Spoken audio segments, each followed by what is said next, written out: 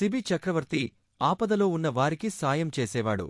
ఎవరు ఏది అడిగినా దానం చేసేవాడు. ఒకరోజు ఒక పావురం వచ్చి ఆయన దగ్గర వాలింది శత్రువు నుంచి తనను కాపాడమని తిమాలింది. సరే అని దానికి మాట ఇచ్చాడు. ఇంతలో ఒక డేగ వచ్చి, ఈ పావురం నా ఆహారం, దీనిని నేను తరుముతూ వచ్చాడు, ఇది నాది, నాకు ఇచ్చేయ్ అని కోపంగా అడిగింది. డేగ, పక్షిరాజా, ఈ పక్షిరాజుని రక్షిస్తానని మాట ఇచ్చాను, పావురం తప్ప ఇంకేమైనా అడుగు అన్నాడు. శిబిచక్రవర్తి మాట తప్పని రాజుగా అందరూ నిన్ను గొప్పగా చెప్పుకుంటారు, అయితే పావురమంత బరువుగల నీ తొడ మాంసం ఈ అని అడిగింది డేగ. శిబిచక్రవర్తి త్రాసు తెప్పించి ఒకవైపు పళ్ళెంలో పావురాన్ని ఉంచి రెండోవైపు పళ్ళెంలో తన తొడ మాంసం కోసివేశాడు.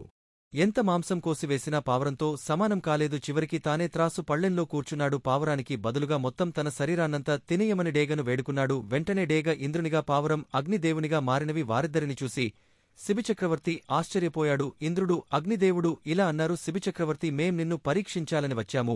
ఈ పరీక్షలో నీవు గెలిచావు. నీదాన గుణము 10 మంది చెప్పుకుంటే విన్నాము కాని ఈనాడు స్వయంగా చూసి సంతోషించాము.